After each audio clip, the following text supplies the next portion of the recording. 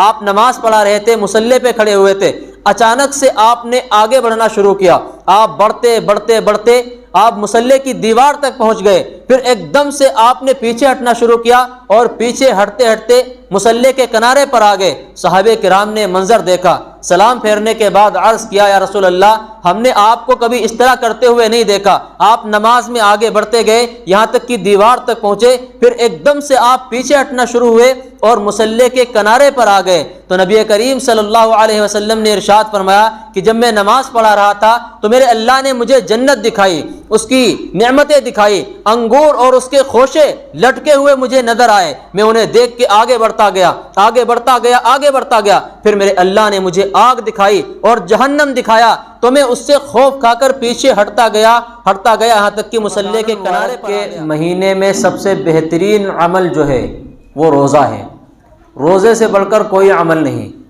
رمضان کے مہینے میں خاص طور پر اللہ تبارک و تعالیٰ نے اس مبارک مہینے کی فضیلت اتنی زیادہ رکھی ہے کہ آپ فرض نماز ہے، مثال کے طور پر کوئی بھی فرض نماز ہے، آپ 70 دن تک مسلسل ظہر کی نماز پڑھتے رہیں، 70 دنوں تک مسلسل آپ ظہر کی نماز پڑھتے رہیں، تو 70 دنوں میں جو آپ کو اجر اور ثواب ملے گا ظہر کی نماز پڑھنے کا، وہ اتنا ثواب اللہ تبارک و تعالیٰ رمضان میں ایک فرض ادا کرنے سے عطا کر دیتا ہے۔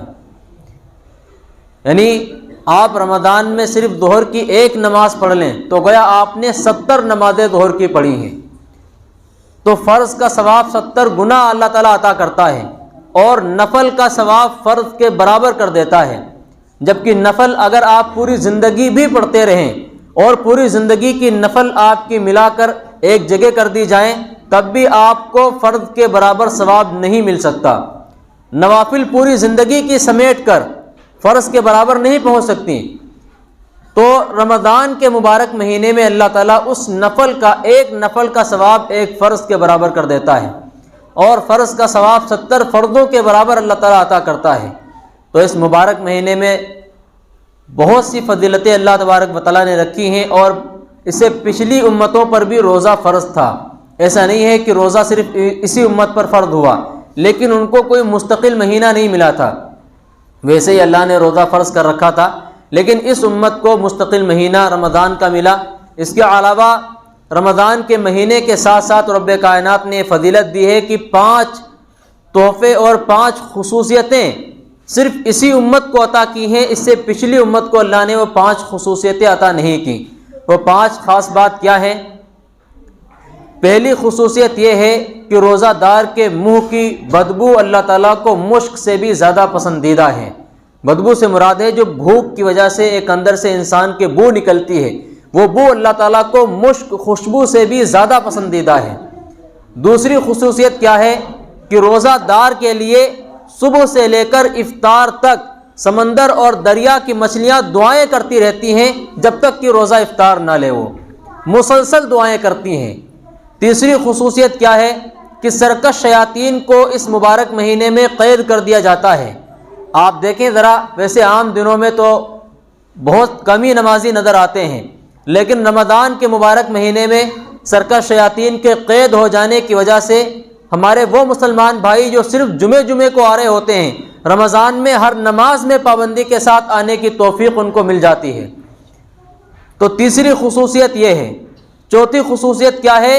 شروع سال سے لے کر آخر سال تک جنت کو آراستہ کیا جاتا ہے، اس کو سجایا جاتا ہے۔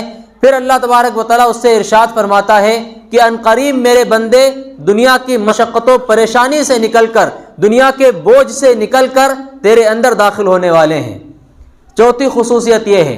پانچویں خصوصیت یہ ہے کہ رمضان کی آخر رات میں اللہ تبارک و تعالیٰ تمام روزہ داروں کی مغفرت کر دیتا ہے۔ جب اللہ کے نبی صلی اللہ علیہ وسلم نے یہ حدیث شریف صحابہ کرام کے سامنے ارشاد فرمائی تو صحابہ کرام نے عرض کیا، رسول اللہ، تمام روزہ داروں کی مغفرت ہو جاتی ہے، کیا یہ رات شب قدر ہوتی ہے؟ تو نبی کریم صلی اللہ علیہ وسلم نے ارشاد فرمایا، نہیں، بلکہ مزدور کو اس کا کام ختم ہو جانے کے بعد اس کی مزدوری مل جانی چاہیے۔ مطلب کیا ہے کہ شب قدر کی فضیلت تو بہت الگ ہے، یہ آپ کے ان روزوں کی فضیلت ہے جو آپ نے پورے مہینے روزے رکھے ہیں، یہ ان کا بدلہ ہے۔ شب قدر کی الگ فضیلت اور رمضان کے روزے رکھنے کی الگ فضیلت ہے، جس کے نتیجے میں اللہ تبارک و تعالی رمضان کے آخر رات میں تمام روزہ داروں کی مغفرت فرما دیتا ہے۔ تو کتنی بڑی فضیلت ہے یہ 5 خصوصیات ایسی ہیں جو اس سے پچھلی امتوں کو ملی ہی نہیں، صرف اسی امت کو اللہ تبارک و تعالیٰ نے 5 خصوصیتیں عطا کی ہیں۔ اور رمضان کے روزے کسی بھی صورت میں معاف نہیں ہیں، یہ بھی یاد رکھیں۔ بہت سے مسلمان بھائی ایسے ہیں جو کہتے ہیں کہ ہم محنت والا کام کرتے ہیں، مزدوری والا کام کرتے ہیں، تو رمضان کے روزے چھوڑ دیتے ہیں بڑی آسانی کے ساتھ۔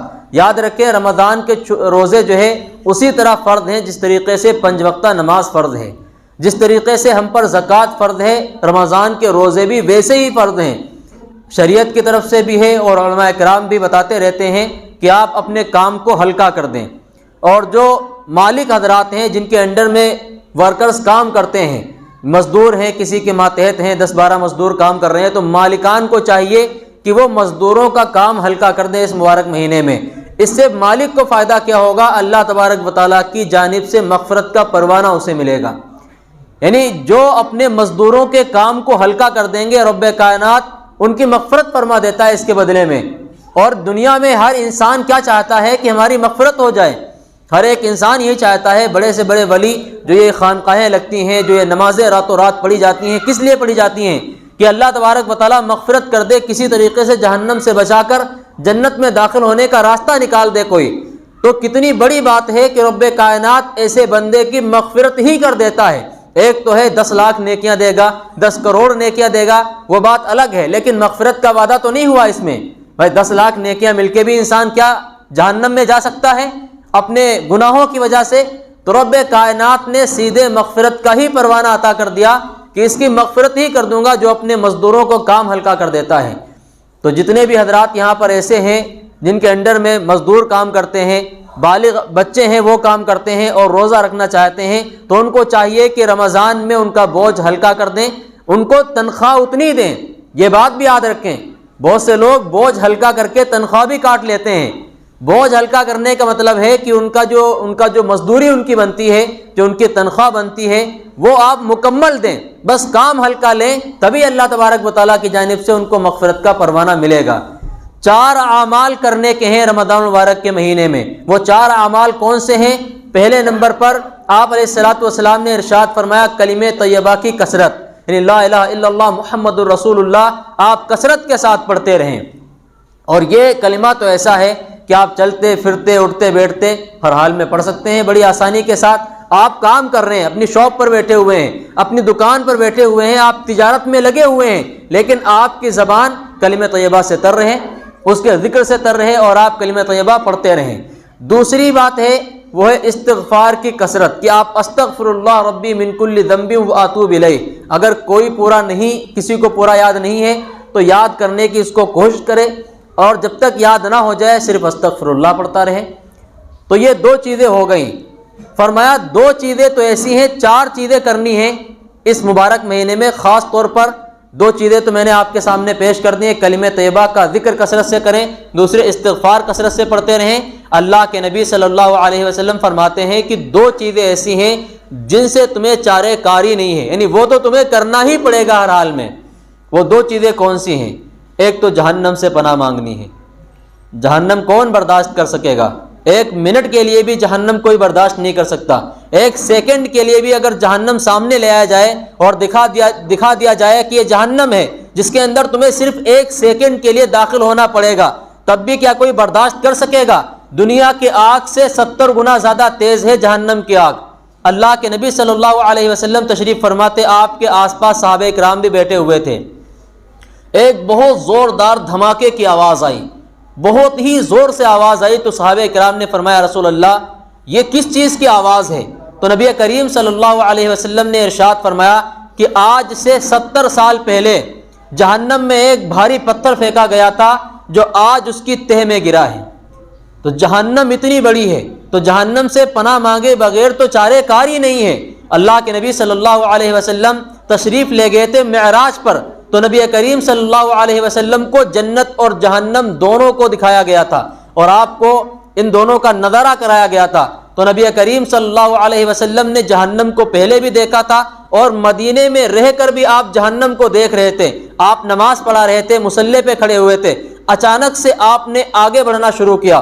آپ بڑھتے بڑھتے بڑھتے آپ مصلی کی دیوار تک پہنچ گئے، پھر ایک دم سے آپ نے پیچھے ہٹنا شروع کیا اور پیچھے ہٹتے ہٹتے مصلی کے کنارے پر آ گئے۔ صحابہ کرام نے منظر دیکھا، سلام پھیرنے کے بعد عرض کیا، یا رسول اللہ، ہم نے آپ کو کبھی اس طرح کرتے ہوئے نہیں دیکھا۔ آپ نماز میں آگے بڑھتے گئے، یہاں تک کہ دیوار تک پہنچے، پھر ایک دم سے آپ پیچھے ہٹنا شروع ہوئے اور مصلی کے کنارے پر آ گئے۔ تو نبی کریم صلی اللہ علیہ وسلم نے ارشاد فرمایا کہ جب میں نماز پڑھا رہا تھا تو میرے اللہ نے مجھے جنت دکھائی، اس کی نعمتیں دکھائی، انگور اور اس کے خوشے لٹکے ہوئے مجھے نظر آئے۔ میں انہیں دیکھ کے آگے بڑھتا گیا، آگے بڑھتا گیا، آگے بڑھتا گیا، پھر میرے اللہ نے مجھے آگ دکھائی اور جہنم دکھایا، تو میں اس سے خوف کھا کر پیچھے ہٹتا گیا یہاں تک کہ مصلی کے کنارے پر آ گیا۔ تو آپ تو مدینے میں رہ کر بھی جنت اور جہنم کا دیدار کر رہے تھے۔ نبی کریم صلی اللہ علیہ وسلم نے فرمایا، جہنم سے پناہ مانگے بغیر تمہارے پاس چارہ کار ہی نہیں ہے۔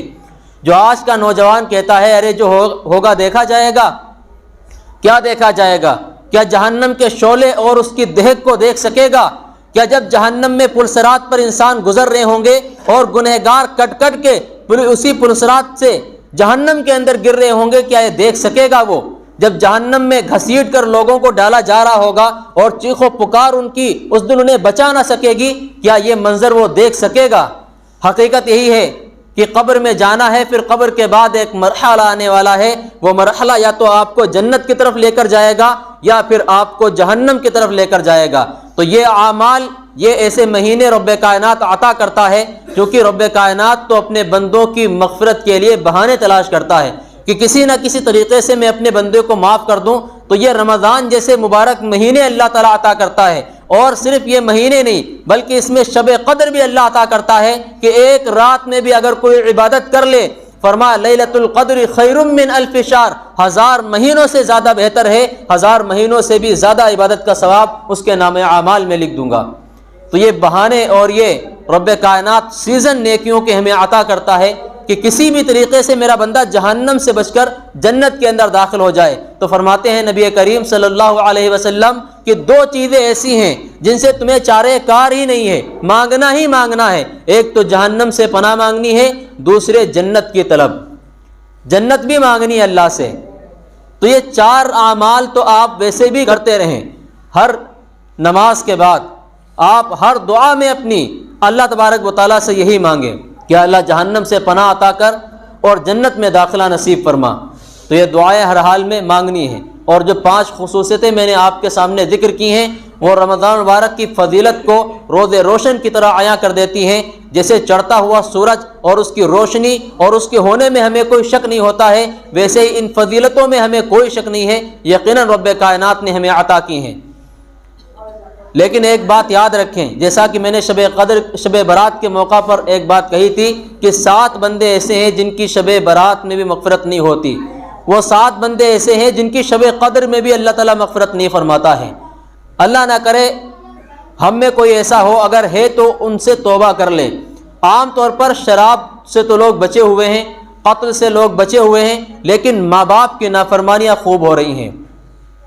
ماں کی نافرمانی ہوتی ہے، ماں سے بدتمیزیاں ہو رہی ہیں، باپ سے بدتمیزیاں ہو رہی ہیں، باپ کی نافرمانیاں ہو رہی ہیں۔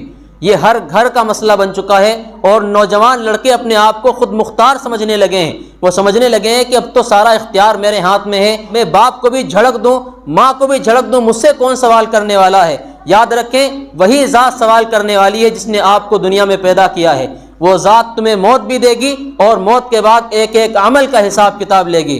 انسان ذرا غور کرے کہ وہ ماں جس نے بچپن سے لے کر آپ کو اس وقت تک پالا پوسا اور آپ کی تمام اس نے مشقتیں اور پریشانیاں اٹھائیں جب تک کہ آپ چلنے کے لائق نہیں ہو گئے اور اپنے پاؤں پر کھڑے نہیں ہو گئے۔ آج کل تو سمجھنا کوئی مشکل بات نہیں ہے۔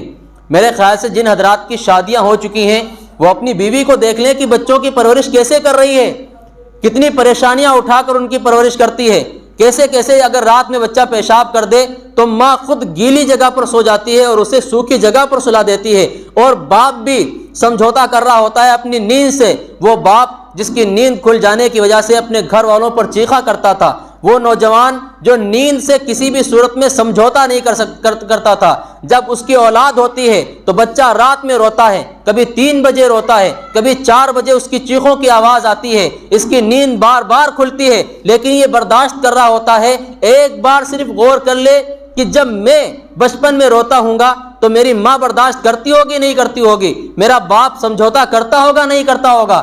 ایسا تو نہیں کیا کہ اٹھا کے باہر پھینک دیا، بلکہ پالا اور محبت کے ساتھ پالا، پال پوس کر بڑا کیا۔ ایک بار اگر انسان غور کر لے تو یقیناً کبھی ماں باپ کی نافرمانی نہیں کرے گا، ماں باپ کے ساتھ ان کے پاؤں چومے گا، ان کے پاؤں دھل کر پینے کے لیے تیار ہو جائے گا اگر ان باتوں پر غور کر لے۔ لیکن ہر انسان یہ سوچتا ہے کہ میری اولاد میرے ساتھ فرما بردار ہو، جبکہ خود اپنے ماں باپ کے ساتھ فرما بردار نہیں ہوتا ہے۔ ہم جب بھی کوئی نصیحت سنتے ہیں تو ہمیں چاہیے کہ ہم خود کی ذات پر اس کو لیں۔ ہم اگر ماں باپ کے حقوق پر کوئی بیان سنتے ہیں تو اپنی اولاد پر نظر دوڑاتے ہیں کہ میری اولاد میرے ساتھ اچھا سلوک نہیں کر رہی، جبکہ خود آپ کو اپنی ذات پر نظر دوڑانی چاہیے اور یہ سوچنا چاہیے کہ میں اپنے ماں باپ کے ساتھ اس وقت کیا سلوک کر رہا ہوں، کیا کنڈیشن ہے میری، ماں باپ کے ساتھ فرما برداری کر رہا ہوں نہیں کر رہا ہوں۔ اس بات پر اگر انسان غور کر لے تو یقیناً کبھی ان کے ساتھ بدسلوکی نہیں کرے گا۔ صرف ماں باپ ہی ایسی ذات ہیں دنیا کے اندر، پوری دنیا آپ گھوم لے پھر لیں، ماں باپ ہی ایسی ذات ہیں جو بغیر کسی مطلب کے، بغیر کسی لالچ کے بیٹے سے ٹوٹ کر محبت کرتے ہیں اور ان کے لیے جان بھی اپنی قربان کر دیتے ہیں۔ اگر موقع پڑے تو ماں کیا کرتی ہے، اگر وار ہو سامنے سے تو خود کو آگے کر دے گی، بچے کو بچائے گی۔ باپ کیا کرتا ہے، خود کو آگے کر دے گا خطرے کے، لیکن بچے کو بچاتا ہے۔ یہ وہ ہستیاں ہیں جو بغیر مطلب کے، بغیر کسی لالچ کے اپنے بچوں سے پیار کرتے ہیں، اور ہم بڑے ہو کر انہی کے ساتھ بدتمیزیاں کر رہے ہوتے ہیں، ان کو کھانے دے کر بھی ہم راضی نہیں ہیں۔ تو یہ خاص طور پر میں اس بات کو زیادہ اسی لیے بیان کرتا ہوں چونکہ ہمارے معاشرے میں یہ خوب پھیل چکا ہے، ماں باپ کی نافرمانی اور ان سے بدتمیزیاں، ان کی بات سننا اور نکل جانا۔ اولاد آ رہی ہے 12 بجے کہیں رات میں گھوم کر، کہیں 1-2 بجے رات میں گھوم کر آ رہی ہے، ماں پوچھتی ہے تو ماں کو چیخ کر جواب دیتا ہے، ان کو جھڑک دیتا ہے۔ باپ پوچھتا ہے کہ بیٹا اتنی رات میں باہر نکلنا ٹھیک نہیں ہے، لیکن ان کو جھڑک کر نکل جاتا ہے، ان کی سنتا نہیں۔ یہ نوجوان آج ہمارا کر رہا ہے اور یہ خوب کر رہا ہے۔ تو اس لیے میں اس موضوع کو خاص طور بیان کر دوں، اللہ کے نبی صلی اللہ علیہ وسلم کا فرمان ہے کہ شب برات میں سب کی مغفرت ہو جاتی ہے، شب قدر میں سب کی مغفرت ہو جاتی ہے، لیکن ماں باپ کے نافرمان کی مغفرت نہیں ہوتی، قاتل کی مغفرت نہیں ہوتی، شلوار اور پائجامے کو ٹخنے سے نیچے لٹکانے والے کی مغفرت نہیں ہوتی، کیونکہ یہ گھمنڈ کی علامت ہے۔ اور آپ غور کریں، جو مغربی تہذیب ہے، جو مغرب سے پینٹ وغیرہ بن کر آ رہی ہیں، یہ ساری کی ساری اتنی نیچے ہوتی ہیں، اتنی نیچے ہوتی ہیں کہ ٹخنوں سے نیچے لتڑ رہی ہوتی ہیں۔ یہ گھمنڈی لباس ہے، اس لیے فرمایا کہ اس کی بھی مغفرت نہیں ہوتی۔ فرمایا قاتل کی مغفرت نہیں ہوتی، شرابی کی مغفرت نہیں ہوتی، دل میں کینہ رکھنے والا جو دوسروں کو نقصان پہنچانے کا ارادہ رکھتا ہے اس کی مغفرت نہیں ہوتی، اور چغل خوری کی مغفرت نہیں ہوتی۔ جو چغل خوریاں کرتے پھرتے ہیں، چغل خور کی بھی مغفرت نہیں ہوتی، جو دوسروں میں جھگڑے لڑواتے ہیں، لڑائیاں کرواتے ہیں۔ یہ عام طور پر ایک خاندان میں خوب ہوتا ہے کہ ایک دوسرے سے چغلی کرنا جا کر کے اور ایک کو دوسرے رشتہ دار سے لڑوا دینا، تو ایسے بندے کی بھی مغفرت نہیں ہوتی ہے۔ نبی کریم صلی اللہ علیہ وسلم سے پوچھا گیا، یا رسول اللہ ای الاسلام افضل، سب سے بہترین اسلام کون سا ہے؟ آپ نے یہ نہیں فرمایا کہ تسبیح لے کر مصلی بیٹھے رہنا، یا راتوں رات نماز پڑھتے رہنا، یا دن بھر روزہ رکھنا۔ آپ علیہ الصلوۃ والسلام نے فرمایا من سلم المسلمون من لسانہ ویدہ، کہ سب سے بہترین مسلمان وہ ہے جس کے ہاتھ سے اور اس کی زبان سے دوسرے مسلمان سلامت رہیں، یعنی آپ کے ہاتھ سے دوسروں کو تکلیف نہ پہنچے اور آپ کی زبان سے دوسروں کو تکلیف نہ پہنچے۔ پتہ چلا آپ نے روزہ تو رکھ لیا لیکن دوسروں کو تکلیف پہنچاتے ہیں تو آپ کا روزہ آپ کو آخرت میں بچا نہیں سکے گا۔ ایک صحابی آئے، کہنے لگے یا رسول اللہ ایک عورت ہے، بڑی تہجد گزار ہے، بڑی نماز پڑھتی ہے، روزے بھی رکھتی ہے اور کوئی بھی نیک عمل اس سے چھوٹا ہوا نہیں ہے، لیکن زبان کی بڑی تیز ہے، اس کے پڑوسی اور اس کے گھر والے اس سے بڑا پریشان رہتے ہیں، بہت ہی وہ زبان کے ذریعے سے لوگوں کو تکلیف پہنچاتی ہے۔ آپ نے فرمایا جہنم میں جائے گی، اس کے تہجد اس کو بچا نہیں سکیں گے۔ پھر پوچھا کہ ایک عورت ہے وہ نہ تو تہجد پڑھتی ہے، نہ نماز کی پابند ہے، اور نہ ہی روزے رکھتی ہے، لیکن وہ اپنی زبان اور اپنے عمل سے کسی کو تکلیف نہیں پہنچاتی، آپ نے فرمایا کہ یہ جنت میں جائے گی۔ اس لیے نماز، روزے، یہ فرائض یہ تو ادا ہی کریں، لیکن یہ بھی دیکھیں کہ ہم اپنے پڑوسیوں کے ساتھ کیسا سلوک کر رہے ہیں، اپنے پڑوسیوں کو تکلیفیں تو نہیں پہنچا رہے۔ یہ بھی دیکھیں کہ اپنے رشتہ داروں کے ساتھ جو خونی رشتے ہیں ان کے ساتھ میرے سلوک کیسے ہیں۔ یہ معاملات ایسے ہیں کہ اگر آپ نمازی بھی ہیں، اچھے اعمال بھی کر رہے ہیں، لیکن رشتہ داروں سے آپ نے قطع تعلق کر کے رکھا ہوا ہے، تو نبی کریم صلی اللہ علیہ وسلم کا فرمان ہے 3 دن سے زیادہ اگر گزر چکے ہیں تو ایسے شخص کا کوئی بھی نیک عمل قبول نہیں ہوتا ہے۔ یہ حدیث شریف ہے۔ تراویح کا اجر بھی بہت زیادہ ہے۔ من قام رمضان ایمانا و احتسابا غفر له ما تقدم من ذنبه، کہ جو شخص بھی رمضان میں تراویح کے لیے کھڑا ہو اور ثواب کا ارادہ رکھتا ہو، ثواب کی نیت رکھتا ہو، تو اس کے پچھلے تمام گناہ معاف کر دیے جاتے ہیں۔ آج بہت سے لوگ آپ کو ایسے ہی ملیں گے جو کہیں گے کہ تراویح 8 رکعت ہے، جبکہ حضرت عمر بن خطاب رضی اللہ تعالیٰ عنہ نے اپنے دور حکومت میں باقاعدہ صحیح حدیث شریف موجود ہے کہ 20 رکعت تراویح کا آغاز کروایا تھا، اور اس وقت سے لے کر آج تک 20 رکعت تراویح ہی پڑھی جاتی ہے۔ جو اہل سنت والجماعت ہیں وہ 20 رکعت تراویح ہی پڑھتے ہیں۔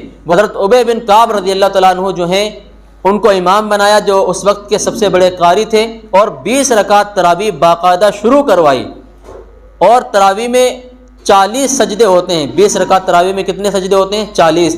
تو اللہ تبارک و تعالیٰ کے 40 درجہ بندہ اور قریب ہو جاتا ہے، کیونکہ بندہ سب سے زیادہ قریب اللہ کے اسی وقت ہوتا ہے جب وہ سجدے کی حالت میں ہوتا ہے۔ تو تراویح میں رمضان میں 20 رکعتیں بڑھ جاتی ہیں تو 40 سجدے بڑھ گئے تو 40 درجہ بندہ اور بھی زیادہ اللہ تعالیٰ کے قریب ہو جاتا ہے۔ تو یہ قرب کا ایک موقع ہے، بندے کو ملتا ہے، تو ہمیں چاہیے کہ تراویح قضا نہ کریں۔ اور آپ جو حفاظ کرام یہاں بیٹھے ہوئے ہیں ان سے میری درخواست ہے کہ اتنی تیز قرآن نہ پڑھیں کہ سمجھ ہی میں نہ آئے، کیونکہ قرآن اگر بہت تیز پڑھا جائے، نہ تو پڑھنے والا سمجھ رہا نہ سننے والے سمجھ رہے ہیں، تو پھر قرآن پڑھنے والے پر بھی لعنت بھیجتا ہے، سننے والوں پر بھی لعنت بھیجتا ہے۔ ثواب تو بہت دور کی بات ہے، اور گنہگار ہوں گے پڑھنے والے بھی اور سننے والے بھی، کیونکہ یہ قرآن کا مذاق ہے۔ تو اس لیے اس طرح قرآن پڑھا جائے کہ آسانی کے ساتھ سمجھ میں آئے، رفتار چاہے تھوڑی تیز ہو لیکن سمجھ میں آنا چاہیے۔ عام نمازوں سے کے مقابلے میں رفتار تیز ہوتی ہے، لیکن ایسا ہونا چاہیے کہ قرآن اچھے طریقے سمجھ میں آئے، تبھی تراویح کا اجر اور ثواب ملے گا۔ اور تراویح بہت سے لوگ ایسا کرتے ہیں کہ شروع میں 15 دن تراویح پڑھ لی، پھر اس کے بعد تراویح ہی چھوڑ دیتے ہیں، جبکہ قرآن پوری تراویح میں مکمل سننا یہ الگ سنت ہے، اور مکمل تراویح اخیر رمضان تک پڑھتے رہنا یہ علیحدہ سنت موقدہ ہے۔ تو اس لیے آپ نے اگر قرآن مکمل سن بھی لیا ہے تراویح میں، تب بھی اگر آپ تراویح چھوڑتے ہیں تو تراویح چھوڑنے کی وجہ سے آپ گنہگار ہوں گے، سنت موقدہ چھوڑنے کی وجہ سے گنہگار ہوں گے۔ تو اس لیے آپ تراویح مکمل پڑھیں، آخر رمضان تک پڑھیں، جب تک تراویح ہوتی رہیں۔